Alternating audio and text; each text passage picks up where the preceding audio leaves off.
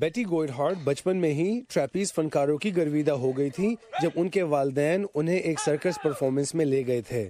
بیٹی ہمیشہ سے ہی ایک ایتھلیٹ رہی ہیں۔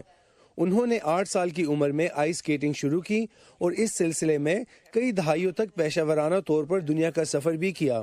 بیٹی نے اپنے شوہر کی موت کے بعد اپنے آپ کو غم سے نکالنے کے لیے ٹریپیز آرٹسٹ بننے کی کوشش کی۔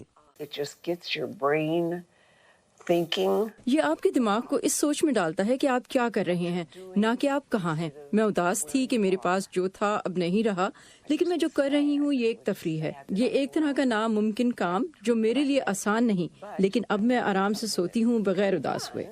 9 سال پہلے ان کی سالگرہ کے موقع پر بیٹی کے دوستوں نے انہیں مفت کلاسز لینے کے لیے ٹریپیز ہائی اسکول کا ایک کوپن تحفے میں دیا تھا۔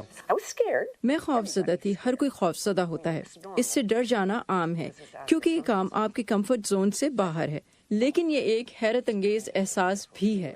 انسٹرکٹر ڈیو آئرز جو پہلی بار ان کی مدد کر رہے تھے، وہ کہتے ہیں وہ خوف زدہ تھے کہ کہیں گوئڈہارٹ گر نہ جائے۔ یہ ایک محفوظ کھیل ہے، لیکن بوڑھی عورتیں نیچے گر جاتی ہیں، ان کے کولے کی ہڈیاں ٹوٹ جاتی ہیں۔ تو شروع میں ہمارا فوکس اس پر ہی تھا کہ اس بات کو یقینی بنایا جائے کہ انہیں چوٹ نہ لگے۔ لیکن شروع سے ہی کھیلوں کی دنیا میں دلچسپی کی بدولت اور اپنے نظم و ضبط اور صبر سے بیٹی نے اس نئے پروجیکٹ میں عمدہ کارکردگی کا مظاہرہ کیا۔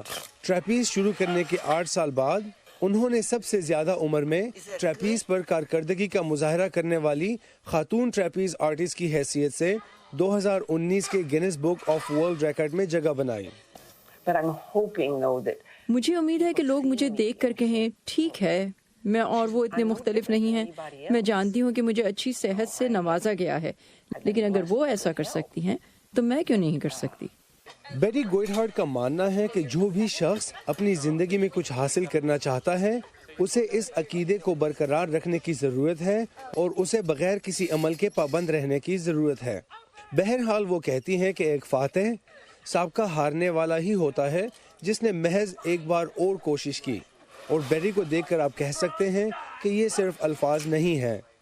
جینیا ڈولوٹ کے ساتھ Imran Jadoon, voice of America.